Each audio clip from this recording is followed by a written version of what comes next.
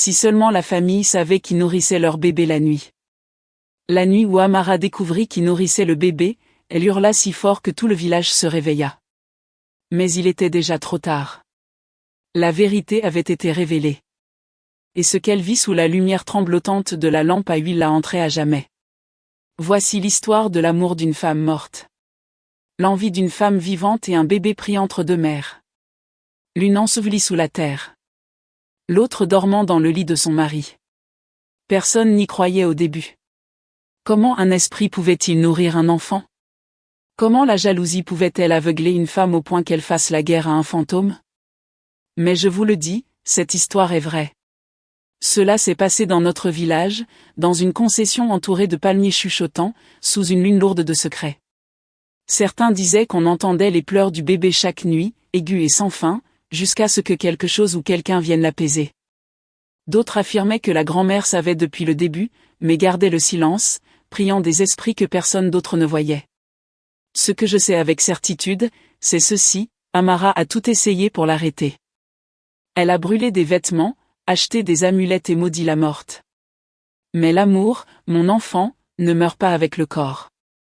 Et le bébé, lui, reconnaissait le toucher de sa vraie mère. Kim est morte comme tant de mères, silencieusement, avec le premier cri de son bébé résonnant à ses oreilles. La sage-femme a dit qu'elle avait trop saigné. Son mari, Abadik, lui tenait la main tandis que la lumière quittait ses yeux. Elle n'a chuchoté qu'une seule chose avant de partir, promets-moi que tu t'occuperas de lui. Abadik a promis. Mais les promesses faites dans le chagrin sont lourdes, et il était un homme qui ne pouvait les porter seul. Le bébé était en bonne santé, bruyant et toujours affamé. Mais sans le lait de sa mère, il pleurait sans fin. La grand-mère a tout essayé, lait de chèvre, igname écrasé, même des herbes du guérisseur. Rien n'a fonctionné. Les femmes du village chuchotaient que l'enfant appelait sa mère. Certaines disaient que son esprit était perdu, cherchant la chaleur qu'il avait amenée dans ce monde. Abadik a enterré Kim sous un jeune palmier près du ruisseau. Tout le village est venu. Ils ont chanté pour elle, versé des libations et prié pour que son voyage vers les ancêtres soit paisible. Mais alors qu'il recouvrait sa tombe de terre rouge, le bébé hurlait dans les bras de sa grand-mère. Et cette nuit-là, sous un ciel rempli d'étoiles, quelque chose a commencé que personne ne pouvait expliquer. 3 mois après la mort de Kim, Abadik s'est remarié. Les anciens du village ont dit que c'était nécessaire. Un homme avec un nouveau-né ne peut survivre seul. Sa nouvelle femme, Amara, venait d'une ville voisine. Elle était belle, fière et impatiente de faire ses preuves. Elle est arrivée avec des tissus coûteux, des cheveux parfumés et un sourire qui montrait toutes ses dents. La grand-mère n'a pas souri en retour. Amara a emménagé dans la chambre qui appartenait autrefois à Kim. Elle a réarrangé les meubles, brûlé de l'encens fort et remplacé les rideaux. Elle ne voulait aucune trace de la femme morte dans son espace. Mais la chambre du bébé, elle l'a laissée telle qu'elle. Au début, Amara a essayé d'être une bonne mère. Elle a pris le bébé dans ses bras, lui a chanté des berceuses et lui a offert son sein. Mais l'enfant refusait. Il hurlait, tordait son visage et la repoussait complètement. Cela blessait profondément la fierté d'Amara. Elle a commencé à détester le bébé. Pourquoi ne l'acceptait-il pas? Elle était vivante. Elle était là. Sa vraie mère était partie. Pourtant, chaque fois qu'elle le prenait, il pleurait comme si elle était une étrangère. Et chaque nuit, juste après minuit, les pleurs cessaient soudainement. Un mardi soir, alors que tout était calme, Amara s'est réveillée en entendant les pleurs du bébé, comme d'habitude. Elle s'est traînée hors du lit, agacée et épuisée. Mais quand elle est arrivée à la porte de la nurserie, les pleurs avaient cessé. Elle l'a poussé doucement. La pièce était silencieuse. Le bébé reposait paisiblement dans son berceau, les yeux fermés, respirant doucement. Sur la petite table à côté de lui se trouvait un bol en bois de lait, à moitié vide. Amara s'est figée. Elle n'avait pas laissé de lait là. Elle a regardé autour de la pièce sombre. Personne d'autre n'était à l'intérieur. Les fenêtres étaient fermées. La porte était restée close. Son cœur s'est mis à battre plus vite. Elle a pris le bol et l'a senti. Frais, chaud. Elle a regardé les lèvres du bébé. Elles étaient humides, comme s'il venait d'être nourri. Qui a fait ça, a-t-elle chuchoté aux ombres. Aucune réponse n'est venue. Elle a porté le bol dans la chambre de la grand-mère et a frappé fort. La vieille femme a ouvert la porte, les yeux lourds de sommeil. « Est-ce que tu l'as nourri ?» a demandé Amara. La grand-mère a secoué la tête lentement. « Je dors depuis le coucher du soleil, ma fille. »« Alors, qui ?» La voix d'Amara tremblait. La grand-mère a regardé par-dessus son épaule en direction de la nurserie et a dit doucement, « Certaines femmes ne sont pas de ce monde. » Le lendemain matin, Amara a raconté à son mari ce qui s'était passé. Abadik a écarté ses inquiétudes. « Tu as probablement oublié que tu avais laissé le lait toi-même, a-t-il dit en mâchant son petit déjeuner. Je n'ai pas oublié. Quelqu'un l'a nourri. Sa voix était tranchante. Tu es fatigué. Les nouvelles mères s'imaginent des choses. Mais Amara n'imaginait rien. Cette nuit-là, elle est restée éveillée. Elle s'est assise dans le couloir devant la nurserie, enveloppée dans un châle épais, observant la porte. Le bébé a pleuré à son heure habituelle, des cris aigus et désespérés. Amara n'a pas bougé. Elle a attendu. Après quelques minutes, les pleurs ont commencé à s'atténuer et se sont complètement arrêtés. La peau d'Amara s'est hérissée. Elle s'est levée lentement et s'est dirigée vers la porte. Sa main tremblait en la poussant.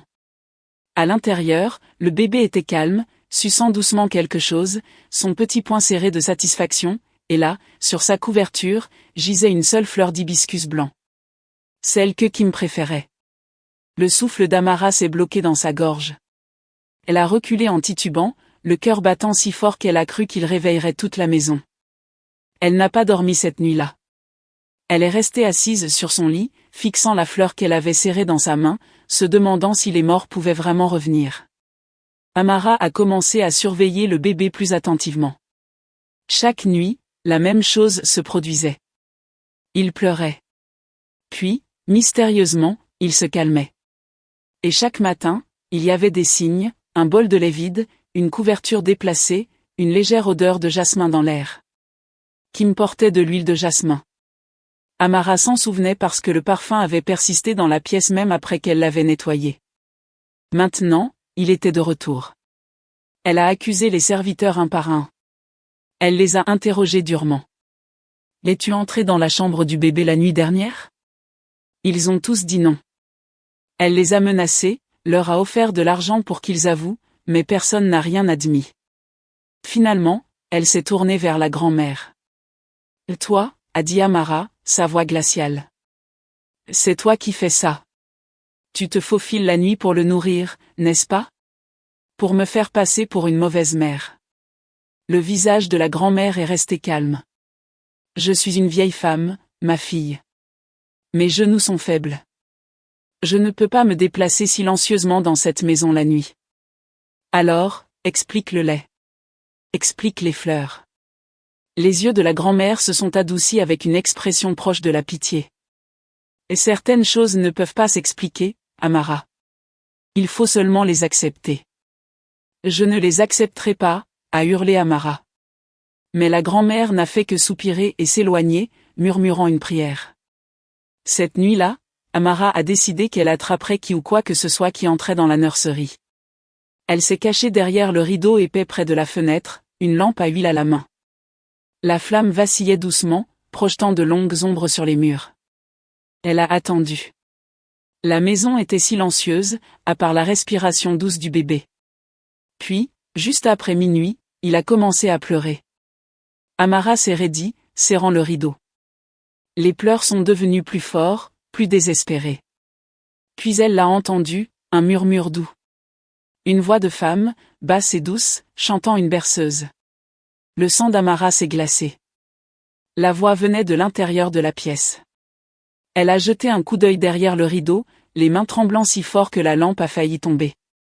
Et là, dans la lueur pâle de la lune traversant la fenêtre, elle l'a vue. Une femme en blanc. Son dos était tourné, mais Amara pouvait voir ses longs cheveux noirs, ses épaules fines, la façon dont elle berçait doucement le bébé dans ses bras. Le murmure a continué, doux et apaisant. Les pleurs du bébé se sont tus. Amara a voulu crier, mais aucun son n'est sorti. La silhouette s'est retournée lentement. Son visage était calme, paisible, beau. Ce n'était pas Kim. Amara a halté, et la silhouette s'est dissipée comme de la fumée. Amara est sortie en titubant de la nurserie, la poitrine haletante, la vision brouillée par les larmes. Elle a couru vers la chambre de son mari et l'a secoué pour le réveiller. Abadik, réveille-toi. Il a grogné, repoussant sa main. Qu'y a-t-il encore? Je l'ai vu. Amara a chuchoté, la voix tremblante. J'ai vu Kim. Elle était dans la chambre du bébé. Elle le tenait. Abadik s'est assis lentement, le visage dur. Tu as vu quoi? Ta femme morte. Elle nourrit le bébé la nuit. Je l'ai vu de mes propres yeux. La mâchoire d'Abadik s'est crispée. Tu dis des folies, Amara. Je ne suis pas folle. Elle était là. Je l'ai vue. Elle était vêtue de blanc et... La voix d'Abadik a résonné dans la pièce. Ma femme est morte et enterrée. Tu ne manqueras pas de respect à sa mémoire avec tes peurs stupides. Les mains d'Amara tremblaient. Je sais ce que j'ai vu. Tu as vu des ombres. Tu as vu ta propre culpabilité. Culpabilité de quoi? De détester une femme morte, a dit Abadik doucement.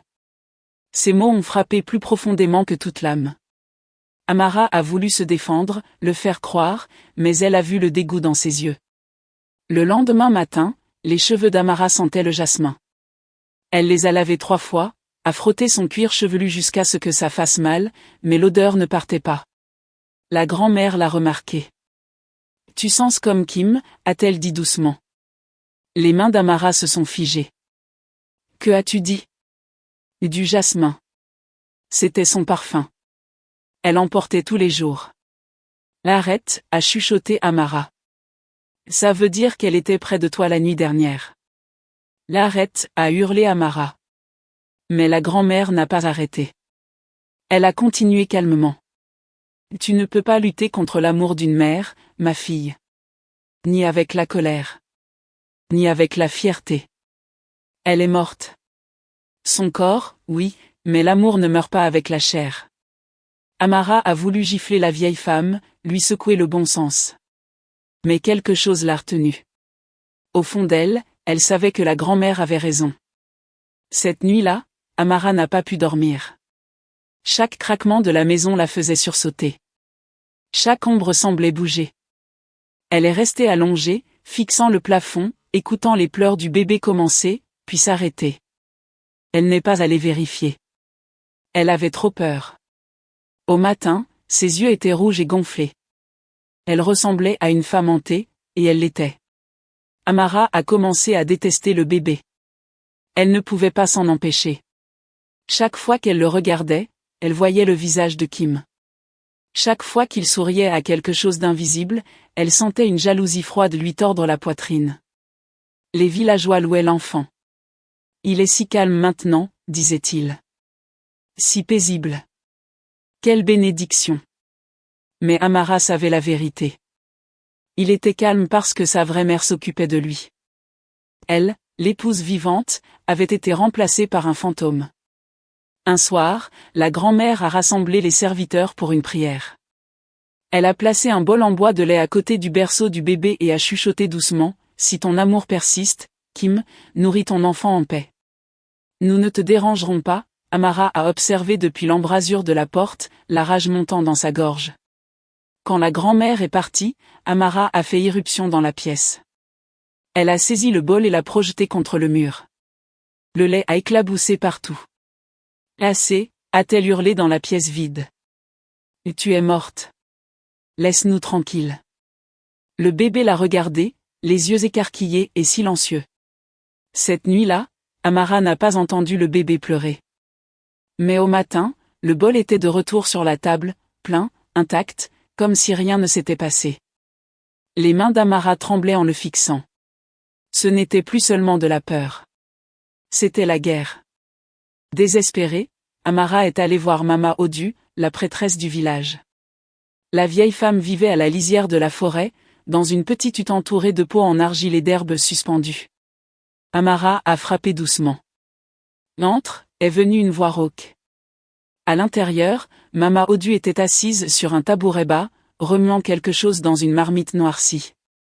Ses yeux étaient laiteux avec l'âge, mais il voyait tout. « Tu portes un esprit lourd », a dit Mama Odu sans lever les yeux. « J'ai besoin d'aide », a chuchoté Amara. « Un fantôme est dans ma maison. » « Pas un fantôme.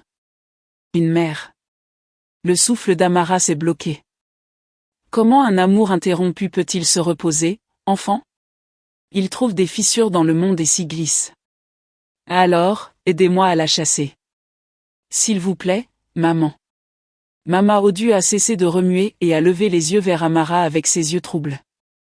Pourquoi chasserais-tu une mère qui ne veut que nourrir son enfant ? Parce que je suis sa mère maintenant. La voix d'Amara s'est brisée. Je suis vivante. Je suis là. Mais elle me rend invisible. Mama Odu est restée silencieuse un long moment.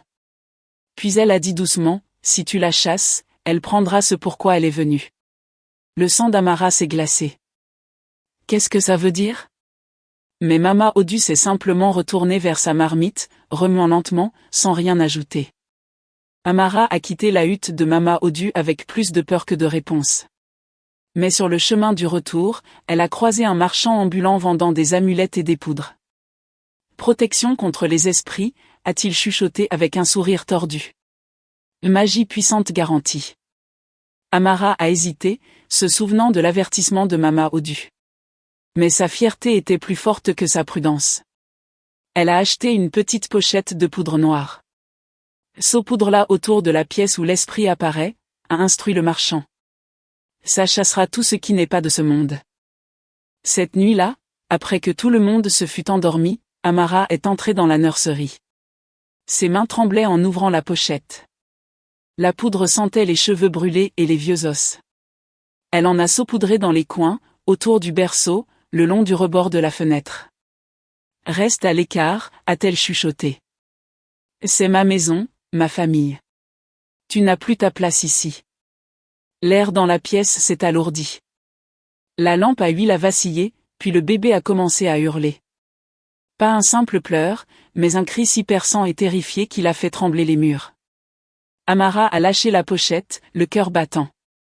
Les fenêtres ont tremblé, la porte s'est claquée, et de quelque part dans la nuit, une voix de femme a crié, douce, douloureuse et pleine de chagrin. La maison s'est réveillée dans le chaos. Abadik a couru vers la nurserie, la grand-mère sur ses talons. Mais quand ils ont poussé la porte, la pièce était vide. Le berceau était là. Les couvertures étaient là, mais le bébé, il avait disparu. Où est-il ? A hurlé Abadik, tournant sur lui-même. Amara, où est mon fils ? Amara est restée figée, le visage pâle comme la mort. Je ne sais pas, que as-tu fait ? A chuchoté la grand-mère, les yeux écarquillés d'horreur. J'ai seulement essayé de nous protéger, a sangloté Amara. De quoi ? Abadik l'a saisie par les épaules. De quoi, Amara ? D'elle. De Kim. Elle ne le laisse pas tranquille. Le visage d'Abadik s'est tordu de rage et de chagrin. Il a repoussé Amara et a couru dans la nuit. La grand-mère l'a suivi, appelant le nom du bébé. Les serviteurs ont allumé des torchers. Les voisins se sont joints à la recherche. Ils ont fouillé la concession, le jardin, le chemin vers le ruisseau. Amara est restée sur le seuil, tremblante, l'esprit en ébullition. Que avait-elle fait ? Où était le bébé ? Puis, juste avant l'aube, ils l'ont trouvé au bord de la rivière, allongé paisiblement sur une touche d'herbe sèche, indemne, endormi, et à côté de lui, une seule empreinte humide, petite, délicate, celle d'une femme. La grand-mère a soulevé le bébé avec précaution, les larmes coulant sur son visage. Elle a murmuré des prières de gratitude, le serrant contre sa poitrine. Abadik est resté au bord de la rivière, fixant l'empreinte. Son visage était illisible. Qui l'a amené ici ? A demandé un des voisins. Personne n'a répondu. Ils savaient tous, mais personne ne voulait le dire à voix haute. Amara est restée à distance, tremblante. Elle aussi avait vu l'empreinte. Trop petite pour être celle d'un homme, trop délicate, et elle était humide. Alors que l'herbe autour était complètement sèche. En passant devant elle, la grand-mère s'est arrêtée et a chuchoté, « Elle l'a sauvée de ta folie. Ne la provoque plus. » Amara a voulu se défendre, s'expliquer, mais les mots sont restés coincés dans sa gorge.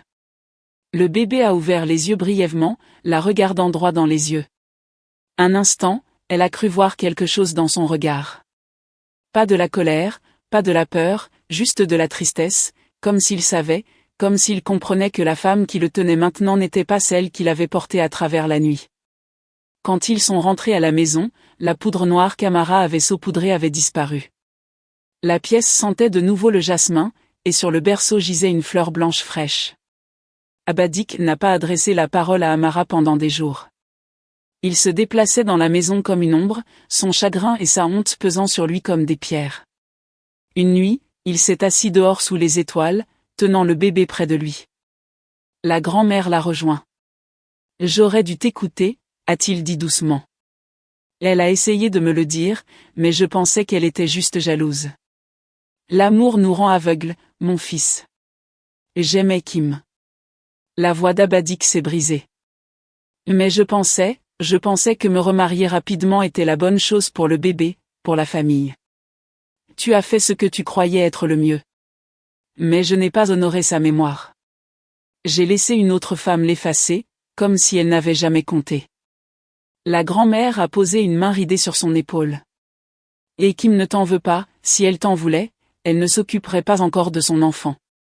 Abadik a regardé le bébé, qui souriait faiblement dans son sommeil. Que faire maintenant? Fais la paix, a dit la grand-mère. Pas avec Amara.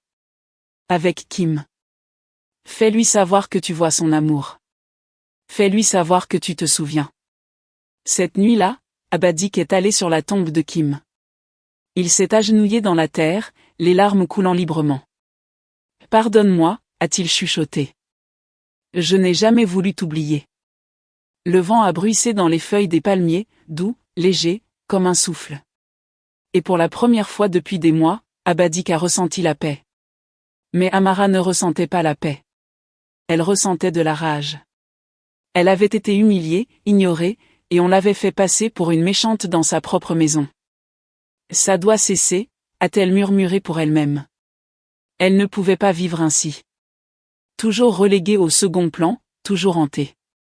Une nuit, après que tout le monde se fut couché, Amara a rassemblé du sel, des herbes séchées et de la cendre. Elle avait entendu les vieilles femmes dire que le sel pouvait bannir les esprits. Elle ne savait pas si ça marcherait. Elle avait juste besoin de faire quelque chose. Elle est entrée dans la nurserie. Sa mâchoire était serrée de détermination. Elle a saupoudré du sel le long de la porte, du rebord de la fenêtre et autour du berceau. Elle a chuchoté de vieux mots qu'elle comprenait à peine. Des mots que sa grand-mère avait autrefois prononcés sur des enfants malades. Pars d'ici, a-t-elle dit, la voix tremblante. Tu n'es plus la bienvenue ici. L'air est devenu froid, si froid que son souffle est devenu visible. La porte s'est claquée derrière elle. Amara s'est retournée, le cœur battant. Puis elle l'a entendu, une voix douce, triste, juste derrière elle. Priverais-tu ton âme de nourriture, Amara? Amara s'est figée.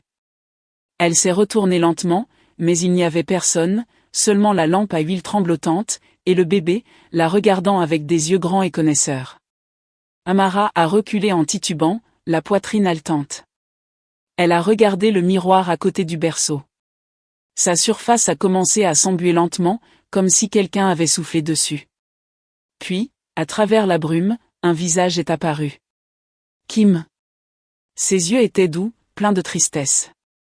Elle tenait le bébé, non pas le vrai dans le berceau, mais une image scintillante de lui, blotti dans ses bras. Les genoux d'Amara ont fléchi. Quoi? Que attends-tu de moi? A-t-elle chuchoté. Et les lèvres de Kim ont bougé, bien qu'aucun son ne soit venu d'abord. Puis, douce comme une brise, sa voix a rempli la pièce. Tu crains ce que tu ne comprends pas, j'ai peur de toi, a admis Amara, les larmes coulant sur son visage. Pourquoi ne pars-tu pas? Parce qu'il est à moi, a dit Kim, la voix brisée. Je l'ai porté. Je suis morte en lui donnant la vie. Comment pourrais-je partir alors qu'il a encore besoin de moi? Mais je suis là maintenant, a pleuré Amara. Je peux m'occuper de lui. Le peux-tu? Le regard de Kim était perçant. Ou ne le vois-tu que comme une preuve que je suis partie? Les mots ont frappé Amara comme un coup. Elle a ouvert la bouche pour argumenter, mais la vérité l'a réduite au silence. L'image de Kim a commencé à s'estomper. Aime-le vraiment, Amara, et je reposerai. Puis elle a disparu. Le miroir s'est éclairci, et Amara est restée seule, tremblante, fixant son propre reflet vide. Le lendemain matin, le bébé a refusé de manger. Peu importe ce que la grand-mère a essayé, il n'ouvrait pas la bouche. À midi, il s'était affaibli, ses pleurs faibles et fatigués. Le guérisseur a été appelé. Elle l'a examiné soigneusement, lui a touché le front, vérifié ses membres. Il n'y a pas de fièvre, pas de maladie que je puisse voir. Alors pourquoi ne mange-t-il pas? A demandé Abadik. Le guérisseur a regardé la grand-mère, puis Amara. Elle n'a rien dit, mais son regard était clair. Amara a senti le poids des yeux de tous sur elle. Cette nuit-là, elle est restée seule dans la nurserie, regardant le bébé lutter pour respirer.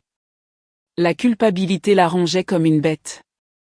Je ne voulais pas en arriver là, a-t-elle chuchoté. Je voulais juste être à la hauteur. Les yeux du bébé se sont ouverts. Un instant, Amara a cru qu'il la regardait, mais son regard a dérivé au-delà d'elle, vers la fenêtre. Amara s'est retournée. Là, aussi pâle que la lumière de la lune, se tenait Kim. Elle n'a pas parlé. Elle n'a pas bougé. Elle a seulement regardé son enfant avec une telle nostalgie qu'Amara a senti son cœur se briser. « S'il te plaît » a chuchoté Amara. « Aide-le. » Le regard de Kim s'est tourné vers elle. Lentement, elle a hoché la tête. Puis, comme un rêve qui se dissout, elle a disparu. La respiration du bébé s'est apaisée. Sa couleur est revenue, et Amara a pleuré.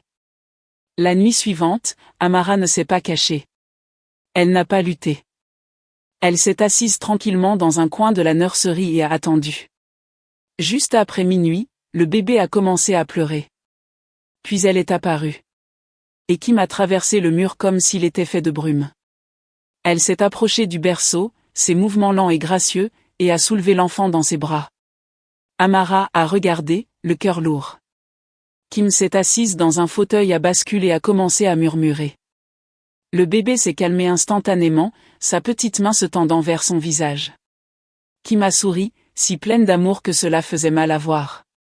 Elle l'a nourri, non pas avec du lait d'un bol, mais avec de la lumière, une douce lueur dorée qui semblait couler de son être même vers l'enfant. Amara a compris maintenant. Ce n'était pas seulement de la nourriture. C'était une connexion. Esprit à esprit, mère à enfant. Quand le bébé a été satisfait, Kim a levé les yeux et a croisé ceux d'Amara. Il n'y avait ni colère ni accusation là, seulement de la tristesse. Il fait encore partie de moi. Et Kim a dit doucement, mais il doit vivre. Et toi aussi. Je suis désolée, a chuchoté Amara.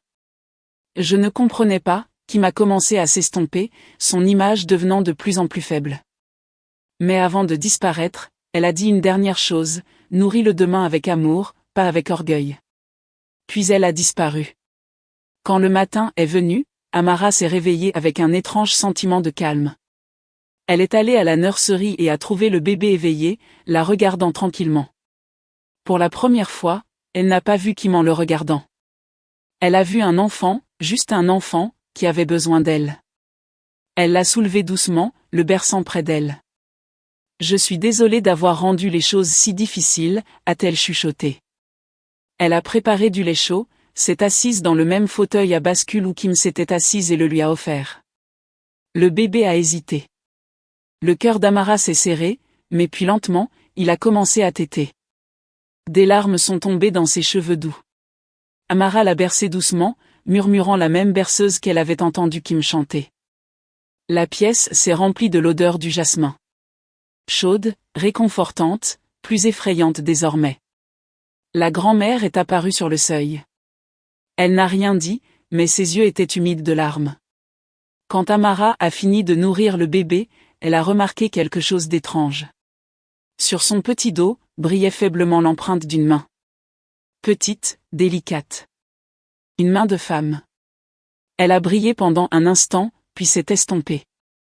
La grand-mère a soupiré doucement. Elle l'a bénie, a-t-elle chuchoté. Et toi? Amara a hoché la tête, incapable de parler. Elle comprenait maintenant. Kim n'avait jamais été son ennemie. Elle n'avait été qu'une mère, faisant ce que font les mères, aimant au-delà de la mort, au-delà de la raison, au-delà de tout. Cette nuit-là, une brise fraîche a traversé la maison. Elle portait l'odeur du jasmin et le son d'une berceuse lointaine. Le bébé dormait paisiblement, sa respiration régulière et calme. Amara était allongée dans son lit, fixant le plafond. Elle se sentait plus légère, comme si un grand fardeau avait été soulevé. Dans ses rêves, elle a vu Kim. Elle marchait à travers un champ baigné de lune, sa robe blanche flottant derrière elle. Elle était seule, aucun bébé dans ses bras cette fois. Elle marchait avec paix, avec grâce, comme si son but avait été accompli. Amara l'a appelée. Kim s'est arrêtée et s'est retournée. Elle a souri, douce, pardonnante. Merci, a-t-elle dit doucement, d'avoir achevé ce que j'ai commencé. Puis elle s'est retournée et a continué à marcher, sa silhouette devenant de plus en plus petite jusqu'à ce qu'elle disparaisse dans la lumière. Quand Amara s'est réveillée, son visage était humide de larmes. Mais ce n'étaient pas des larmes de peur. C'étaient des larmes de libération. La guerre était terminée. La hantise avait pris fin, et à sa place, la paix. Le bébé ne pleurait plus la nuit. L'odeur de jasmin s'est estompée. Les fleurs blanches ont cessé d'apparaître. Kim était enfin parti se reposer, car son enfant était en sécurité et aimé.